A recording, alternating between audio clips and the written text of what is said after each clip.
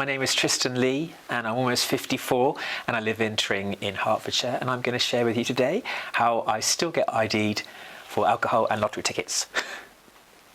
So I've always looked young for my age, and in my 30s still got asked for ID for alcohol and things, and I thought that would kind of wear off, and then it carried on into my 40s, getting asked for ID, buying red wine, and that's something that has just kept carrying on. I thought it might stop in my 40s, and if anything, now that I'm in almost mid-50s, it's still happening.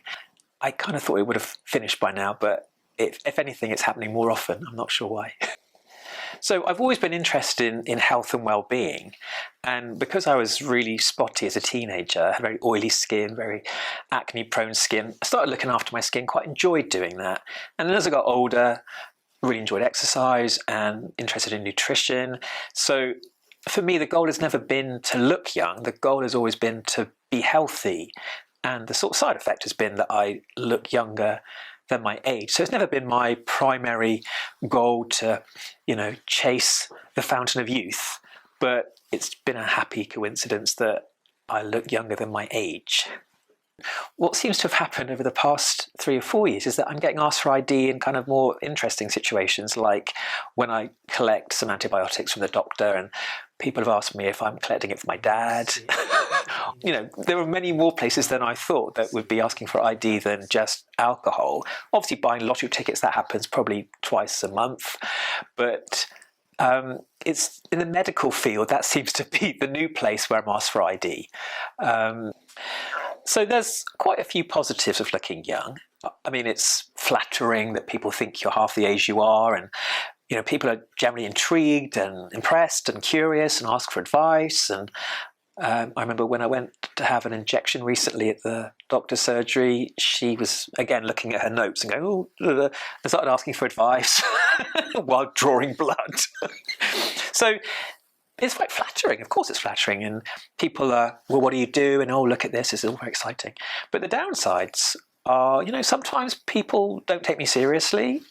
Sometimes people find it annoying or threatening, or they don't like it, and it feels a bit that they don't approve, or they think I'm somehow cheating because I look after myself. So, and when it comes to dating, that can sometimes be a bit weird, because people my age, like, well, you look much younger than me, and that feels a bit weird. People that are younger than me are like, well, you look young, but you're not my age.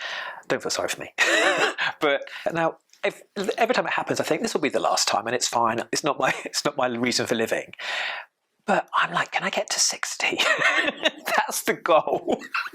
Not for any other reason than to be asked for ID when you're 60. I think would be quite fun. People often ask you, well, what's the secret? And I'm like, well, there's not really any major secret. I mean, part of it is healthy lifestyle, and I am ginger, so that means I am quite sun sensitive. So I do wear a sun hat, and big wide brim sun hat, and have done for years. But mostly, it's all the usual stuff. The truth, my absolute number one tip, it's not very glamorous, but if you're into sort of looking like a Japanese woman, which is great, that's the look I'm going for. So ultimately, a wide brim UV protected sun hat, that's my number one go-to, and I even wear it when I'm driving. Don't judge me. I don't look cool. If you want me to look cool, you're not looking, that's not me. So walking down the street in a sun hat and matching UV gloves, even if it's only 12 degrees, that's what I do.